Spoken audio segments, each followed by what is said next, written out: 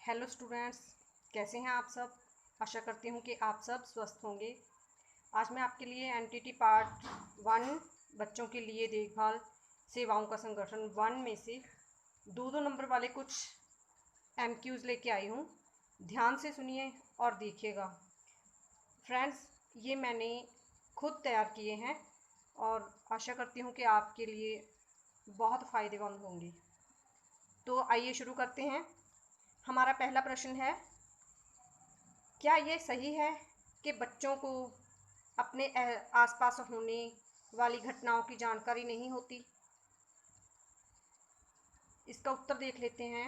नहीं, बच्चे अपने आसपास होने वाली घटनाओं की समझ रखते हैं। देखिए स्टूडेंट्स, बच्चों को पता होता है कि हमारे आसपास क्या हो रहा है, वो समझ सकते हैं और एहसास कर सकते हैं। इसलिए ये सही नहीं है कि उन्हें अपने आसपास होने वाली घटनाओं की जानकारी नहीं होती। इसलिए हमारा ये उत्तर है, नहीं, बच्चे अपने आसपास होने वाली घटनाओं की समझ रखते हैं। तो चलिए दूसरा प्रश्न है, क्या ये सही है कि बच्चों को सौंपा गया कार्य वो ठीक से नहीं कर पाते? देखिए स्टूडेंट्स, जब कोई माँ अपने बच्चे से कहती है कि जाओ बेटा वो चीज़ उठा के लाओ, तो ये नहीं हो सकता कि वो बच्चा नहीं जाएगा। वो बच्चा भागे दौड़ के वो चीज़ उठा के लाता है। तो यहाँ पर हम देख लेते हैं कि ये सही नहीं है। तो इसका उत्तर है नहीं, ये सही नहीं है। बच्चे अपने दिए गए कार्य को पूरा करते हैं। तो चलिए तीसरा प्रश्न, कितने वर्ष में बच्चे अपने माता पिता के प्यार और डांट को समझ पाते हैं? देखिए स्टूडेंट्स, बच्चे जब जैसे जैसे बड़े होते हैं वो आसपास का एहसास उन्हें होने लगता है। और यहाँ पर हम देख लेते हैं इसका उत्तर, 7 से 8 महीने का बच्चा ये समझ लेता है कि उनके माता पिता उन्हें डांट रहे हैं या प्यार कर रहे हैं, वो एहसास करते हैं। तो यहाँ पर हमारा उत्तर है 7 से 8 महीने का बच्चा। चलिए चौथा प्रश्न, एक 7-8 महीने के बच्चे को किन किन वाक्यों की समझ आ जाती है? एक 7-8 महीने का बच्चा क्या समझता है? क्या माँ बाप के इशारे समझता है? पता ही है आप सबको, आप सब समझदार हैं कि 7-8 महीने के बच्चे को सारी समझ आ जाती है। तो इसका उत्तर है, कई वाक्य बच्चा समझने लगता है, जैसे यह मुझे दो, नहीं ऐसा मत करो, यहाँ से दूर हटो, वहाँ मत जाओ आदि। क्योंकि बच्चे को जो उसके लिए सही नहीं है उन चीज़ों से दूर रखा जाता है।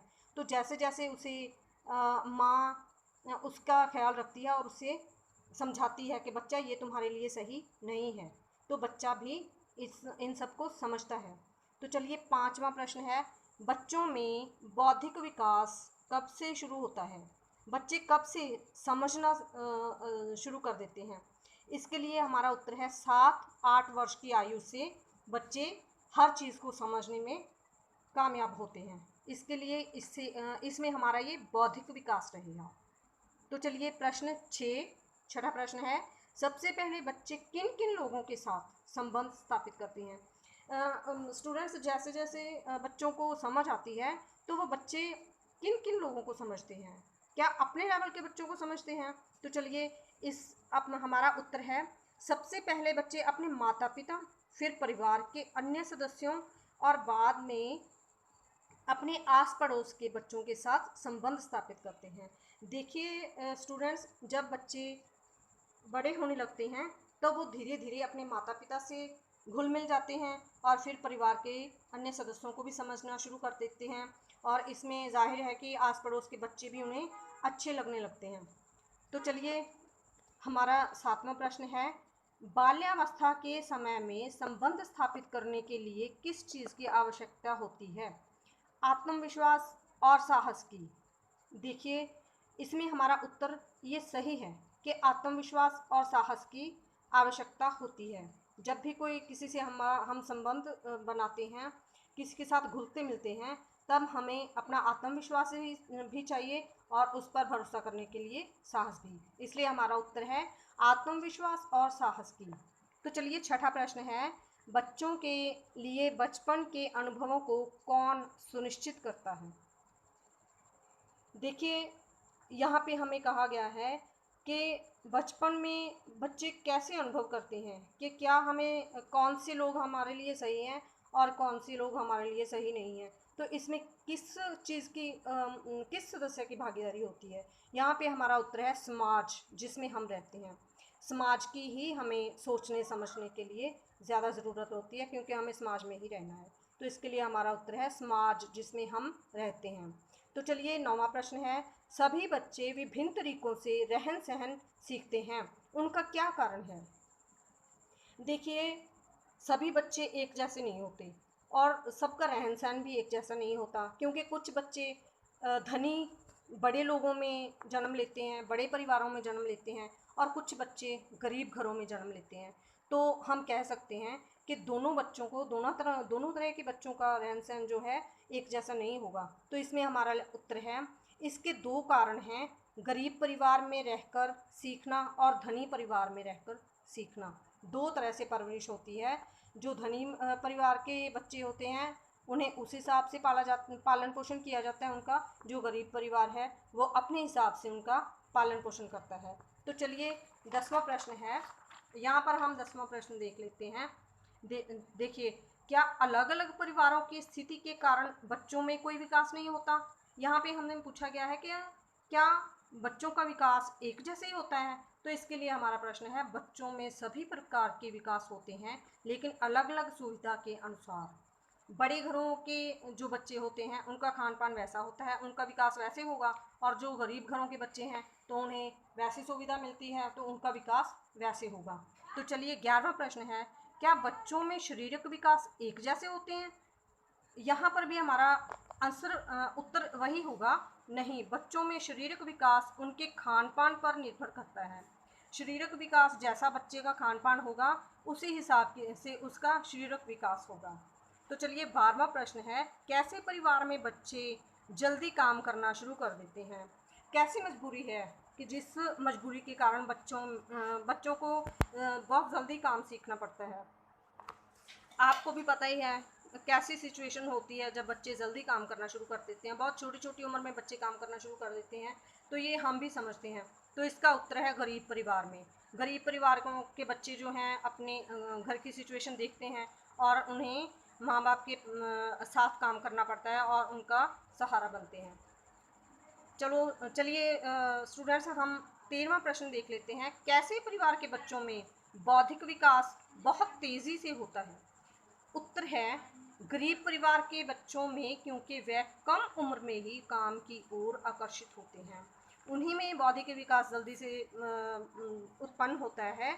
स्टूडेंट्स, क्योंकि गरीब परिवारों के बच्चे जो हैं वो माँ बाप को देखते हैं, उनको देख के काम सीखते हैं, और उनमें जो उनका मनोबल है वो काम की तरफ ही आकर्षित होता है। तो इसके लिए हमारा उत्तर यही होगा कि गरीब परिवारों के बच्चों में ही जो बौद्धिक विकास है बहुत तेज़ी से उत्पन्न होता है। तो चलिए 14वां प्रश्न है, गरीब परिवार में लड़के कम उम्र में कौन से कामों में हाथ बटाना शुरू कर देते हैं।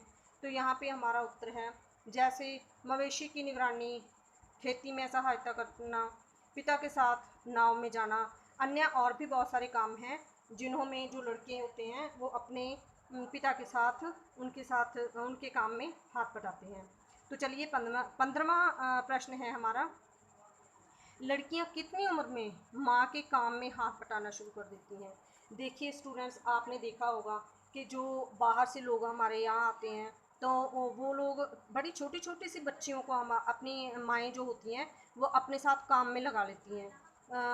यदि बच्ची स्कूल भी जाती है तो भी वो अपनी माँ के साथ काम करती ही है, चाहे वो 5 साल की है या 6 साल की। तो चलिए यहाँ पे हम देखते हैं कितनी आयु होती है उस बच्ची की जब वो अपनी माँ के साथ काम करना शुरू कर।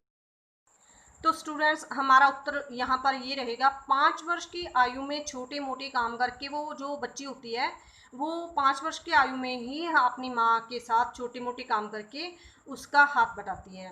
तो 16वां प्रश्न हमारे लिए, उत्तरदायित्व और अभावों का सामना करने पर बच्चे किस रूप से परिपक्व हो जाते हैं। उत्तर हमारा है भावनात्मक रूप से। कैसे, यहाँ पर हमसे पूछा गया कैसे बच्चे उत्तर देना शुरू करते हैं। तो अपनी भावनाओं में रहकर बच्चे हर प्रश्न का उत्तर देते हैं। तो यहाँ पर हमारा भावनात्मक विकास हो रहा है। तो हमारा उत्तर भी यही रहेगा कि हम भावनात्मक रूप से बच्चे उत्तरदायित्व समझने लगते हैं। तो स्टूडेंट्स, हमारा 17वां प्रश्न है, बच्चों के भावनात्मक रूप लिखें। कौन से भावनात्मक रूप हैं बच्चों के, ये हमें बताना है। हमारा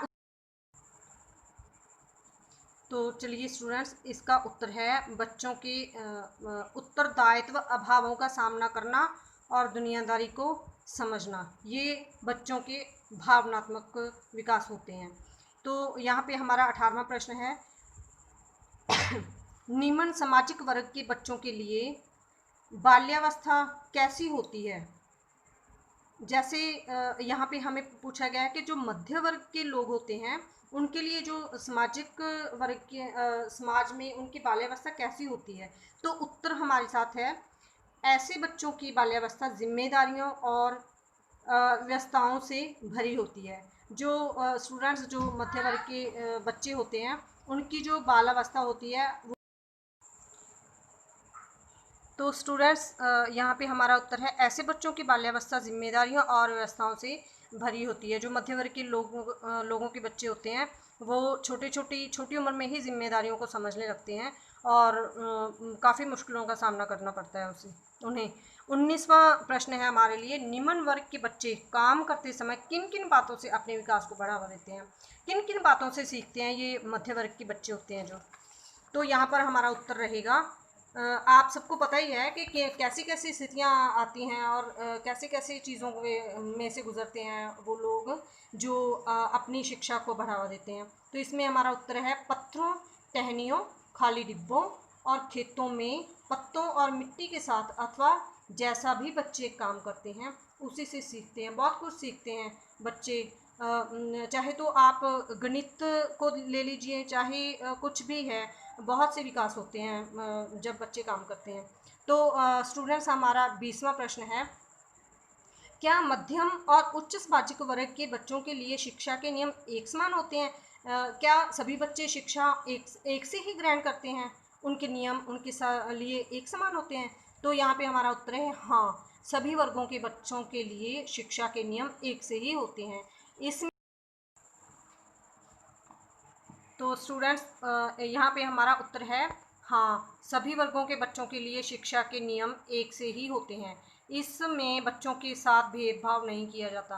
तो स्टूडेंट्स, आपको पता ही है कि शिक्षा में किसी भी वर्ग के साथ भेदभाव नहीं किया जाता। यहाँ पे सभी बच्चे एक जैसा ही सीखते हैं। तो स्टूडेंट्स, ये थे हमारे आज के 20 प्रश्न। उम्मीद करती हूँ आप सब इसका फ़ायदा उठाएंगे। तो मैं आगे एक और वीडियो लेके आऊँगी नए MCQs के साथ। तो तब तक मुझे दीजिए इजाज़त। Thank you. तो स्टूडेंट्स, आप सब से मेरी रिक्वेस्ट है कि आप सब मेरा चैनल सब्सक्राइब कर लीजिए, शेयर कीजिए और लाइक भी कीजिए ताकि सभी को इस वीडियो का फ़ायदा मिले। तो